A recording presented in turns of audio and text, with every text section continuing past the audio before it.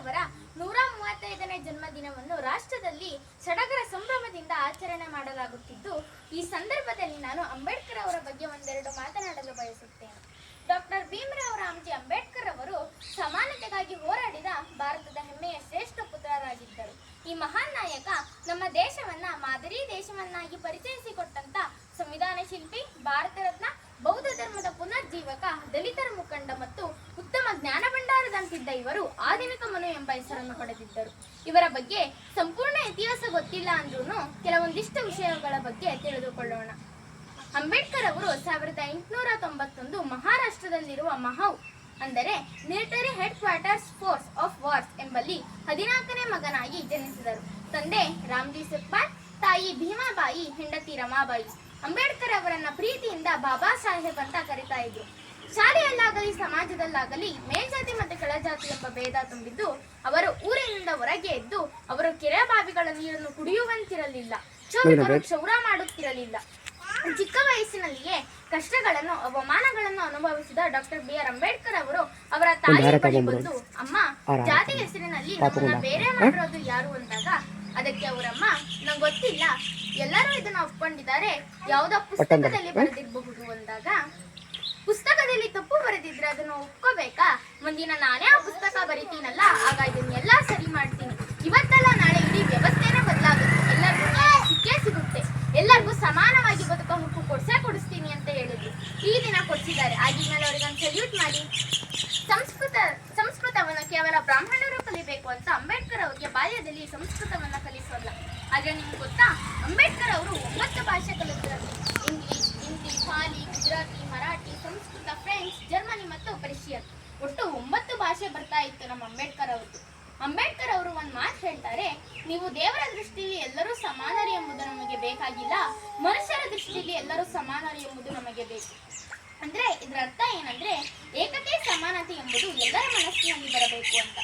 ಅಂಬೇಡ್ಕರ್ ಅವರು ಮುಂಬೈನಲ್ಲಿರುವ ವಿಶ್ವವಿದ್ಯಾನಿಲಯದಲ್ಲಿ BA ಪದವಿಯನ್ನು, ನಂತರ ಲಂಡನ್ ಸ್ಕೂಲ್ ಆಫ್ ಎಕನಾಮಿಕ್ಸ್ ನಲ್ಲಿ ಮಾಸ್ಟರ್ ಆಫ್ ಸೈನ್ಸ್ ಮತ್ತು ಡಾಕ್ಟರ್ ಆಫ್ ಸೈನ್ಸ್ ನಲ್ಲಿ ಪದವಿ ಮುಗಿಸಿಕೊಂಡು ನಂತರ ಗ್ರೇಸ್ ಇನ್ ಕಾಲೇಜಿನಲ್ಲಿ ಬ್ಯಾರಿಸ್ಟರ್ ಇನ್ ಲಾ ಪದವಿಯನ್ನು ಪಡೆದರು. ಅಂಬೇಡ್ಕರ್ ಅವರು ಒಂದು ಮಾತು ಹೇಳ್ತಾರೆ, ನೀವು ನಿಮ್ಮ ಹಣೆ ಬರಹದ ಮೇಲೆ ನಂಬಿಕೆ ಇಡಬೇಡಿ, ನಿಮ್ಮ ಸಾಮರ್ಥ್ಯದ ಮೇಲೆ ನಂಬಿಕೆ ಇಡಿ ಅಂತ. ಇದರ ಅರ್ಥ ಏನಂದ್ರೆ, ಇದು ನಮ್ಮ ಹಣೆ ಬರಹ ಅಂತ ಸುಮ್ಮನೆ ಇದ್ರೆ ನಾವು ಏನನ್ನೂ ಸಾಧಿಸೋಕ್ಕಾಗಲ್ಲ. ಈ ಜಗತ್ತಿನ ಮೇಲೆ ಅಸಾಧ್ಯವಾದುದು ಯಾವುದೂ ಇಲ್ಲ, ಸಾಧಿಸುವ ಛಲ ಮತ್ತು ಸಾಮರ್ಥ್ಯ ನಮ್ಮಲ್ಲಿ ಇರಬೇಕು ಅಂತ. ಅಂಬೇಡ್ಕರ್ ಅವರು ಸ್ವಾತಂತ್ರ್ಯ ಭಾರತದ ಮೊದಲ ಕಾನೂನು ಮಂತ್ರಿಯಾಗಿ ಸೇವೆ ಸಲ್ಲಿಸಿದರು. ನಂತರ 1946ರಲ್ಲಿ ಕರಡು ಸಮಿತಿ ಅಧ್ಯಕ್ಷರಾಗಿ ನೇಮಕರಾದರು. Doctor B R. ಅಂಬೇಡ್ಕರ್ ಅವರನ್ನು ಸಂವಿಧಾನ ಶಿಲ್ಪಿ ಅಂತ ಕರೀತಾರೆ. ಆದ್ರೆ ನಿಮಗೆ ತಿಳಿದಿರಲಿ, ನಮ್ಮ ದೇಶದ ಸಂವಿಧಾನವನ್ನು ಜಗತ್ತಿನ ಅತಿ ದೊಡ್ಡ ಏಕೈಕ ಲಿಖಿತ ಸಂವಿಧಾನ ಅಂತ ಕರೀತಾರೆ. ಫಾದರ್ ಆಫ್ ಆಲ್ ಬ್ಯಾಂಕ್ಸ್, ಬ್ಯಾಂಕ್ಗಳ ಬ್ಯಾಂಕ್, ಅಪ್ಪ, ತಂದೆ, ಪಿತಾಮಹ ಅಂತ RBI ನ ಕರಿತೀವಿ. RBI ಅಂದ್ರೆ reserve bank of India. RBI ಸ್ಥಾಪನೆ ಆಗಿದ್ದು ಅಂಬೇಡ್ಕರ್ ಅವರು ನ್ಯೂಯಾರ್ಕ್ನ ಕೊಲಂಬಿಯಾ ಯೂನಿವರ್ಸಿಟಿಯಲ್ಲಿ ಸಂಶೋಧನಾ ವಿಷಯವಾಗಿ ಬರೆದ 2 ಪುಸ್ತಕಗಳ ಆಧಾರದ ಮೇಲೆ ಎಂಬುದನ್ನು ನಾವು ಮರಿಬಾರದು.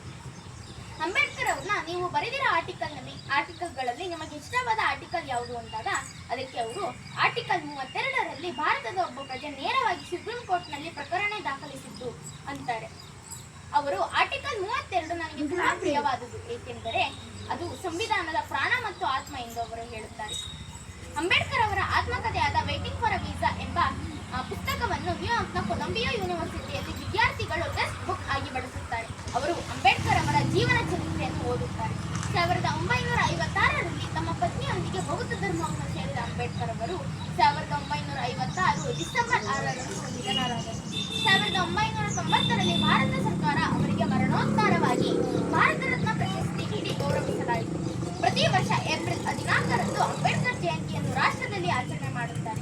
2016ರಲ್ಲಿ ಕೇಂದ್ರ ಸರ್ಕಾರ ಅಂಬೇಡ್ಕರ್ ಅವರ ನೆನಪಿನಲ್ಲಿ 5 ಕ್ಷೇತ್ರಗಳನ್ನು ಪಂಚಪುಣ್ಯ ಕ್ಷೇತ್ರಗಳೆಂದು ಘೋಷಣೆ ಮಾಡಿತು. ಅಂಬೇಡ್ಕರ್ ಅವರು ಹುಟ್ಟಿದಂತ ಮಧ್ಯಪ್ರದೇಶದಲ್ಲಿರುವ ಮಹೌನಗರ, ಅಂಬೇಡ್ಕರ್ ಅವರು ದೀಕ್ಷೆ ತೆಗೆದುಕೊಂಡ ದೀಕ್ಷಾಭೂಮಿ, ಅಂಬೇಡ್ಕರ್ ಅವರು ಪರಿನಿರ್ಮಾಣವಾದಂಥ ಅವರ ನಿವಾಸ, ಅಂಬೇಡ್ಕರ್ ಅವರ ಮುಂಬೈನಲ್ಲಿರುವ ಅವರ ನಿವಾಸ, ಅಂಬೇಡ್ಕರ್ ಅವರು ಲಂಡನ್ನಲ್ಲಿ ಅಧ್ಯಯನ ಮಾಡಿದಂಥ ಅವರ ನಿವಾಸ. ಈ 5 ಕ್ಷೇತ್ರಗಳನ್ನು ಕರ್ನಾಟಕ ಸರ್ಕಾರ ಪಂಚಪುಣ್ಯ ಕ್ಷೇತ್ರಗಳನ್ನು ಘೋಷಣೆ ಮಾಡಿತು. ತಮ್ಮ ಸ್ವಂತ ಬುದ್ಧಿ ಶಕ್ತಿಯಿಂದಲೇ ಅಂಬೇಡ್ಕರ್ ಅವರ ಸಾಧನೆ, ಜೀವನ ಎಲ್ಲರಿಗೂ ಆದರ್ಶ ಎಂದು ಹೇಳುತ್ತಾ ನನ್ನ ಪುಟ್ಟ ಭಾಷಣವನ್ನು ಮುಗಿಸುತ್ತಿದ್ದೇನೆ. ಅಂಬೇಡ್ಕರ್ ಅವರಿಗೆ ಜಯವಾಗಲಿ, ಭಾರತಾಂಬೆಗೆ ಜಯವಾಗಲಿ. ಧನ್ಯವಾದಗಳು.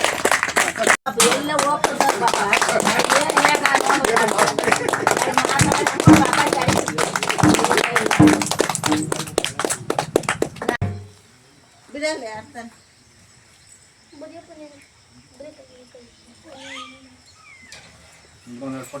ತೆಗ್ದೇನು